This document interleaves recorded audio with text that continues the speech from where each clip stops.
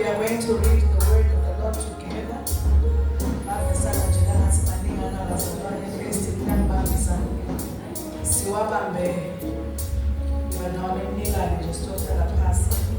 Mark 9 verses 24 to 29, 1 Kings 19 verses 2 to 5, James 5:17, I think it's to 19, and then the last one is Exodus 5 verses 20 to 22. Mark chapter 9 verse 24 to 29. And straightway the father of the child cried out and said with tears, Lord, I believe, help thou mine unbelief. When Jesus saw that the people came running together, he rebuked the false spirit, saying unto him, Thou dumb and deaf spirit, I charge thee, come out of him, and enter no more into him. And the spirit cried, and rent him sore, and came out of him. And he was one as dead, in so much that many said, He is dead. But Jesus took him by hand and lifted him up, and he arose. And when he has come into the house, his disciples asked him privately, Why could we not cast him out? And he said unto them, This kind can come forth by nothing, but by prayer and fasting. Amen. 1 Kings 19 verses 2 to 5. Then Jezebel sent a messenger to Elijah, saying, So let the gods do to me and more also, if I do not make your life as the life of one of them by tomorrow about this time. And when he saw that, he arose and ran to his life, and went to Beersheba, which belongs to Judah, and left his servants there. But he himself went a day's journey into the wilderness, and came and sat down under the broom tree. And he prayed that he might die, and say, It is enough. Now, Lord, take my life, for I am no better than my fathers. Then he lay and slept under the broom tree. Suddenly an angel touched him, and said to him, Arise and eat. Amen. James chapter 5 verse 17 to 19. Elias was a man as subject to like passions as we are. And he prayed earnestly that it might not rain. And it rained not on the earth by the space of 3 years and 6 months. And he prayed again, and the heaven gave rain, and the earth brought forth her fruit. Brethren, if any of you do err from the truth, and one convert him. Amen. Exodus 5 verses 20 to 22. Then as they came out from Pharaoh, they met Moses and Aaron, who stood there to meet them. And they said to them, Let the Lord look on you and judge, because you have made us abhorrent in the sight of Pharaoh and in the sight of his servants, to put a sword in their hand to kill us. So Moses returned to the Lord and said, Lord, why have you brought trouble on his people? Why is it you have sent me? Amen. Amen. I'm going to teach. I said the other time that God has given me a series of teachings under the title, let's see, Why Could We Not Do It? Amen. I believe we tackled part 1, we tackled part 2. Those that we are here, and today, by the grace of God, we are on part 3. So this is a question that was asked by the disciples. I want to teach, hallelujah. I want to teach. I pray that I teach. Why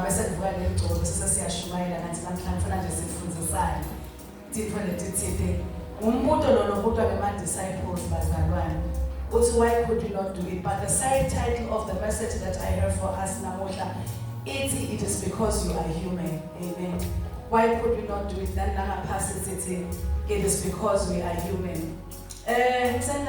Message. I'm here to remind us, we are all human. There is this tendency here, and you think because of the office that they are in, you think they are not human. Pastor Amon Uyati, Pastor Bembe, Pastor Lebeba, Baguma leadership position. There are times in your life when your subordinates, when they look at you, they think because you are in that position, they feel that they can speak anyhow, they can say anything, and at the end of the day, I want to speak about the pastors as well, the bishop, the reverends, whatever. Some of the brethren as well, when they look at pastors, when they look at us, they think that we are not human. We do not feel pain.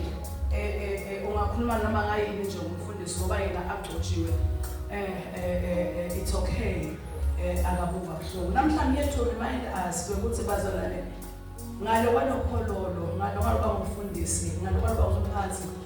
there is a man, there is a human being. So, human beings, we are bound to face temptations. We are bound to err, to make mistakes.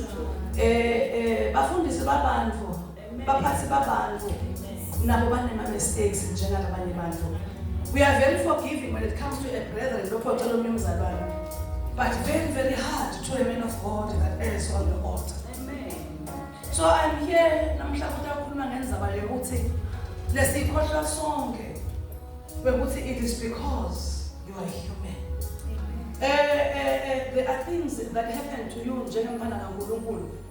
Lord, very, very anointed. I'm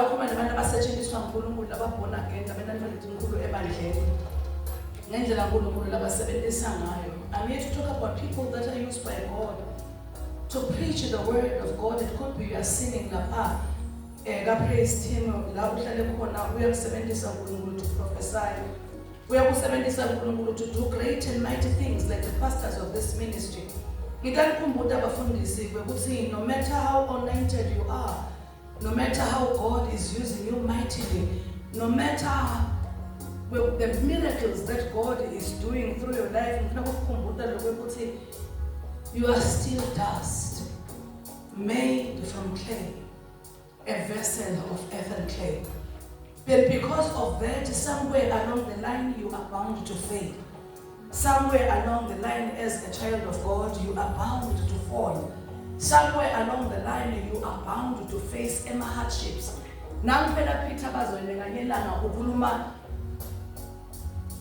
Inzaba lenkulu ichaza kahle Pastor Amon akayithanza ngiyayithanza lendaba endlala uyichaza ngayo. Uyababuta Christ bonke ukuthi bafunde bakhe. Who do people say I am? Bayaphendula ke labanye bayasho ucanga ne-answer correct Peter. Let's wena uyinvodzana yaNkulunkulu uMessiah. Uyamphendula Jesu ukuthi lesambulo lento esona. It is not made, it is not from man, but it is from God himself. Peter, you are the rock. But as the same Peter, Pastor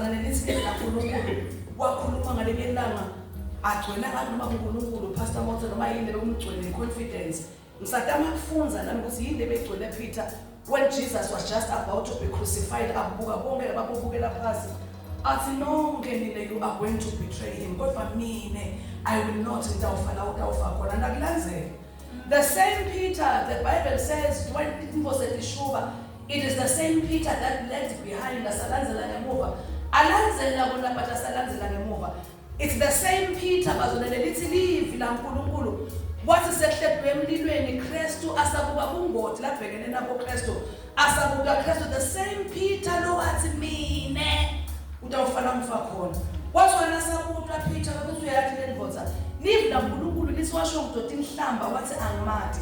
Uveleloi Peter when the Sambro, the Singaga. It is because there are things that God allows into your life to show you as a man of God, no matter the revelations that we have, that you are still human at the end of the day. Amen. Peter Christuna, it is because a moment of being human has come. You are human at the end of the day. So I'm here to speak to someone.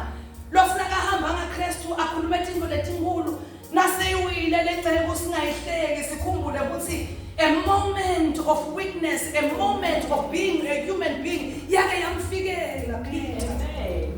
Amen. It is because you are human. Ngitawukhuluma namuhla nebazalwane. Ukuthi bazalwane nisibuka no matter how anointed you are. Ngingipastor Khanezile Malanga ngikhuluma ukuthi imfihlo lethu inkulu kaNkulunkulu, the mysteries of God. Kungipastor Amone akhuluma athi indaba lethu inkulu. Kungipastor Linda, kungipastor Pembe, kungipastor Mdluli. Sihle simbona akhala ngalela ngakhalela uNkulunkulu. These are men and women of God who ngalenye ilanga. The Bible speaks about Elijah. A man lebabita imvula ezulwini. The man wakhiya izulu ngalenye ilanga. But listen to what James 5 is telling us. But he was a man like us. And that is the portion that we forget about men and women of God. Nasebawile bese sesiyahleka. Sithi ngabe vele unje no letinto uNkulunkulu uyatidedela kulenceku yaNkulunkulu so that you may know ukuthi at the end of the day lo muntu lona unjani na human. Elijah bekabita umlilo abita imvula kuvula khele kumazulu kodwa kwakhuluma umfati yagijima inceku yaNkulunkulu yazi yafisa ukubulala kwenenjani man of God. God has allowed these things to come into your life to show you that you are human. Hallelujah. Amen. You are not a superhero. So this message, I mean, it is double-edged. It is speaking to us as men and women of God because tifile tinceku taNkulunkulu tatibulala tona takhohlwa ukuthi nasetonile embi kwaNkulunkulu njenga Judas Iscariot takhetha inzambo tahamba tawutibulala because of the crowd. Let's vele bekendani. When these things come, men and women of God, kumbulani webuzi you are human. And you are still indeed of God. But when men and women of God fall and they fail, but the bakhuluma live lengahlali kahle bese pastor bathi ukhulume athi nami nimkondeme inceku yaNkulunkulu izihlale phansi. Khumbulani ukuthi nayo Pastor Motsa ungale kwaloba Pastor Motsa, she's just a mother wasibusiso now. Amen. So now ufunza khona bazalwane, I want to tell you this thing about why could we not do it? Ngumuntu lolobutwa ngama disciples of Jesus Christ. Because the bazalwane ekukholweni kwethu because we are human. Pastor Amon utawufika la question khona tindvo ngalenyela. Sesihambile na Kristu sesende konke. There are times nangabe kusengafika ukuquestion ukukholwa unenhlalo. Kuyakutawendeka tindvo la empilweni yakho longati understand uze ubute ngimveka kahle Pastor Motsala uze ubute ngathi this is in ties with what I have come to say to you. Alirelease uNkulunkulu live utibuke lempilo lokuye uthi is this word for me ufikelwa yini na. It's a moment lekhombisa ukuthi there are times no matter how anointed you are where you will ask God questions. Amen. And ubute uthi mleni mina Nkosi. It's not because it is because God is showing you that you are human and you are in need of Him. Last the disciples of Jesus Christ, not just ordinary men like me and you, but these are men that a finger of God pointed. Just when Jesus akhetha abafunzi akazame nje abethe i-roll call Pastor Motsa wahlela kahle wahamba. If you know Pastor Owen bekahamba wakhanza the sons of Zebedee lithi live la Nkulunkulu, they were fishing. He was very purposeful about it. He did not just pick any big Tom and Harry. There is something that he wanted in each and every one of them.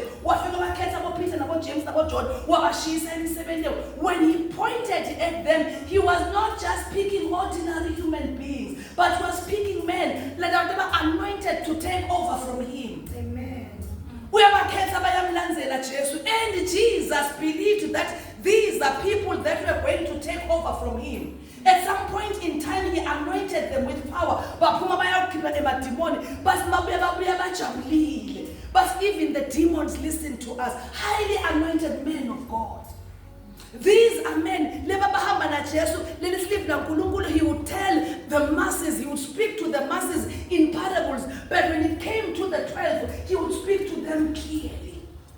But listen to this. Nebantu bababona bahamba na Jesu beba assume ukuthi labantu laba banemandla namangalisayo. And the Bible says basahamba na Jesu they learned a lot of things.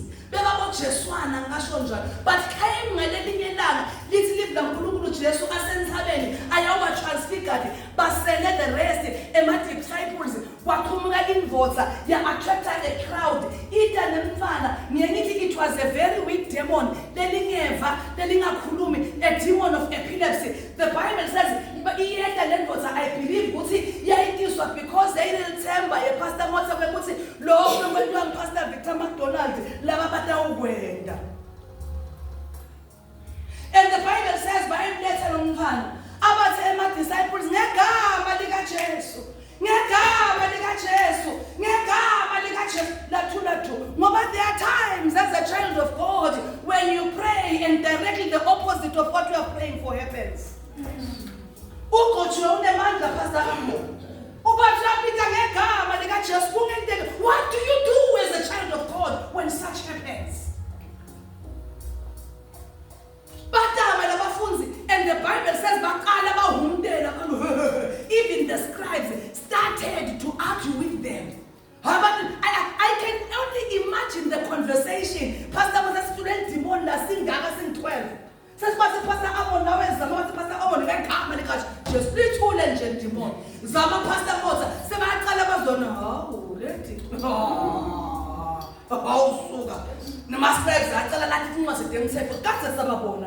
Can you imagine the embarrassment? Can you imagine the shame? And the Bible says when Jesus came, and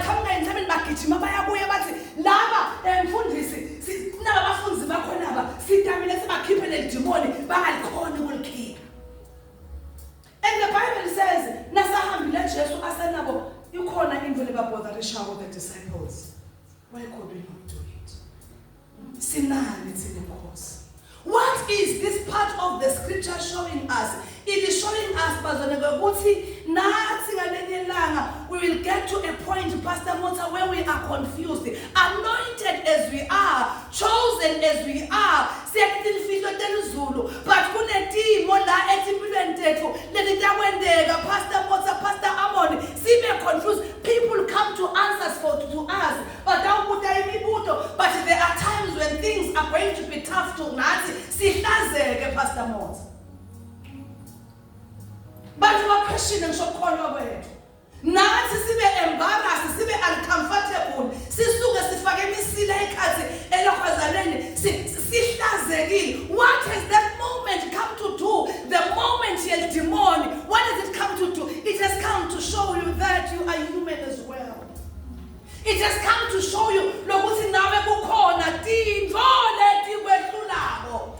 One moment you are connected with my demon but one moment you are going to face very challenges. You are going to face difficulties and there are moments when you are going to question it is normal bazalwane nasesiyankulunkulu sesiyabuda ukuthi kwentekani kimi Nkosi na yini yami impilo ibe nje.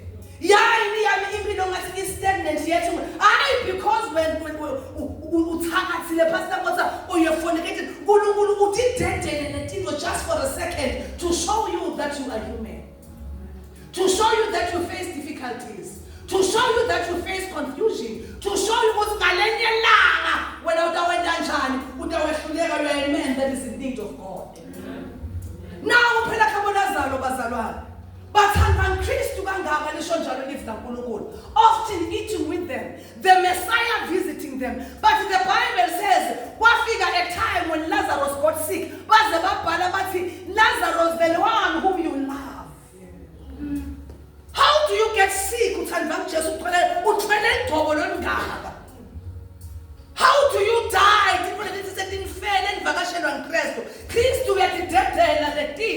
To show you that you are still on earth, you have a weakness, you are a human being.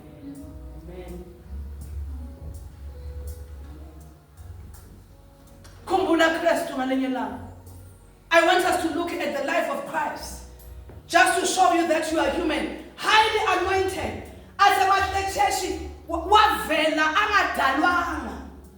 But listen to what the Bible says to show you umuntu. Judas Iscariot, a moment la betray khona Kristu wathatha insambo ngifuna lo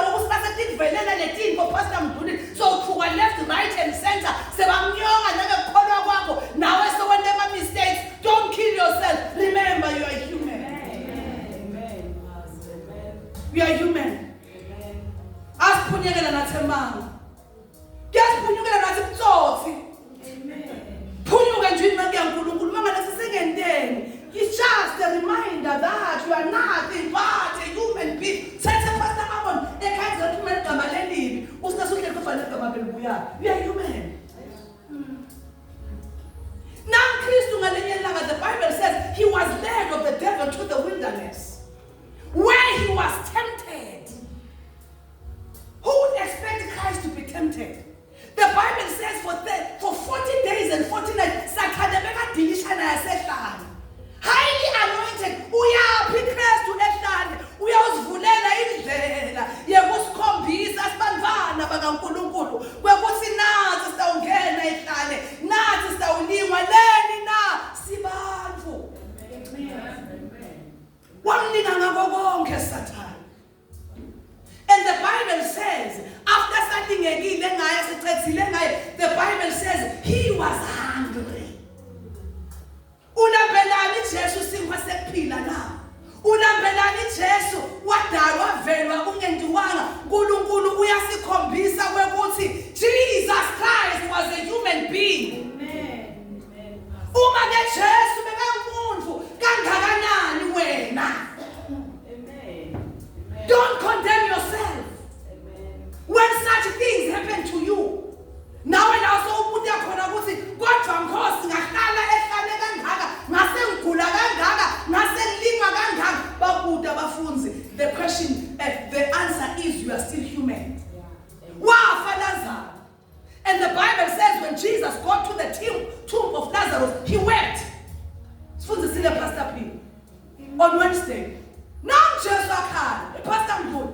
Bangasileka bathi sibone Pastor Mdluli akhala kufanele mfundisi isikale. And sometimes we cry publicly. Sishayekile nathi, sibantfu nathi, siyaye altar siyawutigicita nathi. Siyini bazalwane? We are human beings. Amen. Futhi fikela nathi Pastor Mdluli. Lithuba lasibuca khona kusingehlulekile Nkosi. I have failed. Why have you allowed this to come, Nkulunkulu? Udakhombisa bonke bandlu kwekuthi Pastor Mdluli is a human being, just like all of you. But the challenge with us is that when a woman of God ashayana nesihloko la Kristu abuya ekhaya sehlane alambile amavukuvuku sathana mbhuqabhuqa enzakeni nakavuka la sithi wu kanti manje ungathi ukuthi it's a moment where Christ is showing us that she is a human being. Amen. Amen. Bible says when Jesus entered into Jerusalem, as Pastor Peter taught us, wakhala Jesu, weeping over Jerusalem, looking at the ruins. A moment of weakness. Yasifikela nathi. Nasibuka abantu bethu ngendlela labangiyo. Nasibuka emakhaya ethu ngendlela siphila ngayo. Nasibuka into lethu siyafikela kukhala. Because we're nothing but earthen vessels. Elijah was a man like us. Sifikele because sesikha. Nethi khasile buhlungu. Ingomfi behind the pastor Kangenzile. There is someone lova buhlungu. David won 66 battles. But yafika i-temptation lenkulu empilweni yakhe yaJezebel. Sometimes benimhleka nami David, angabe David bekwelekene. Now David ulala nomfati waYuriya. Now David inkosi nathi uNkulunkulu, he's a man after my own heart. But he is a man of God. What did I just get? Because the pastor come and so what? How can such a great man that fought 66 battles? I mean, Bathsheba as the Asimlands usweleni David na Christ bekamdedela to show that this is a man. He's a king, yes, highly anointed, yes, a man after my own heart, yes, but funzani kuye. We have witnesses. Amen. Amen. Amen. Nasi siyalingeka njengalabanye abantu. Nasi siyalingeka njengalabanye abantu.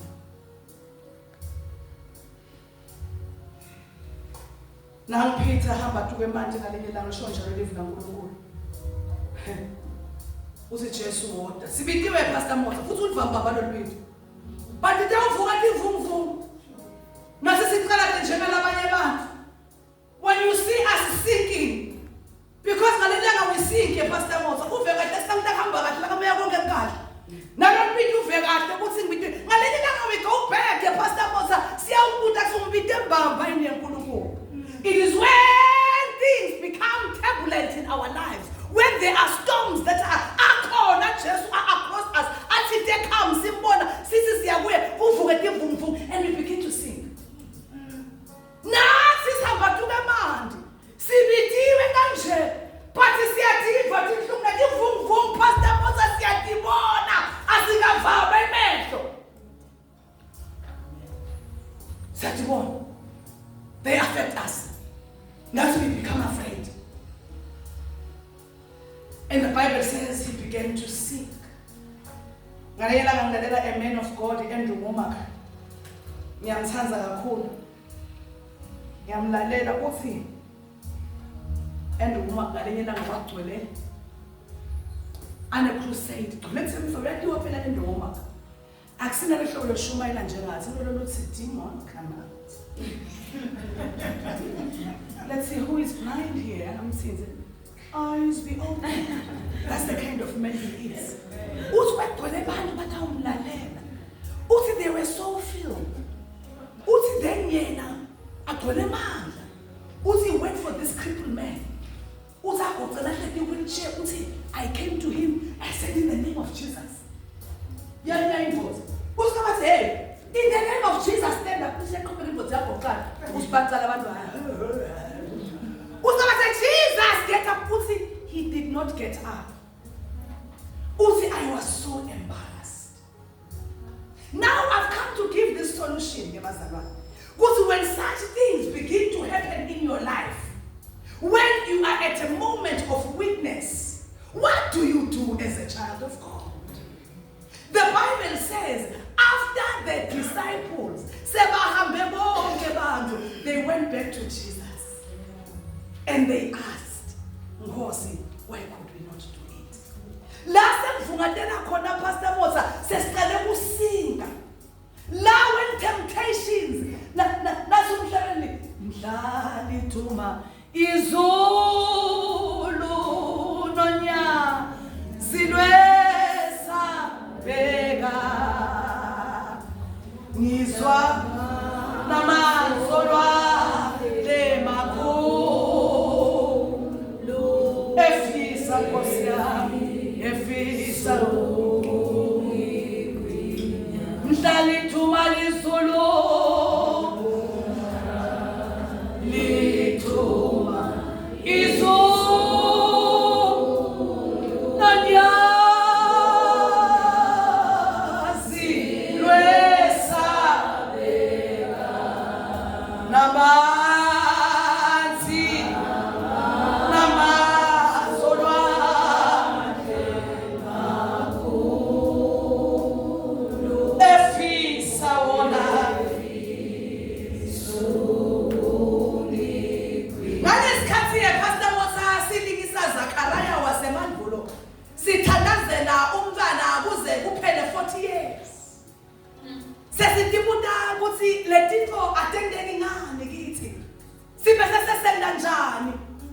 it is the time when you go back to God.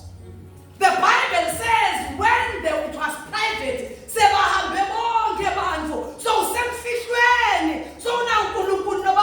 that is the time where you come back to God. Pastor Motsa,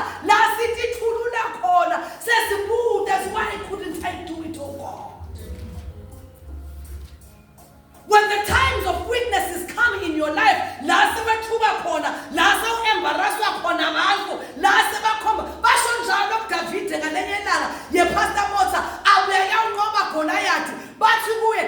David has killed 10,000, sold his 1,000.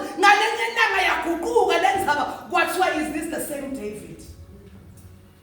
At your moment of weakness, what do you do when such things happen? Amen. Where we sit with God, but say, what is wrong with my marriage? Yenkosi, kwendekani la mpilweni yami? Yenkulunkulu ngahlazeka kangaka. So I'm here to tell you, children of God, because you are human,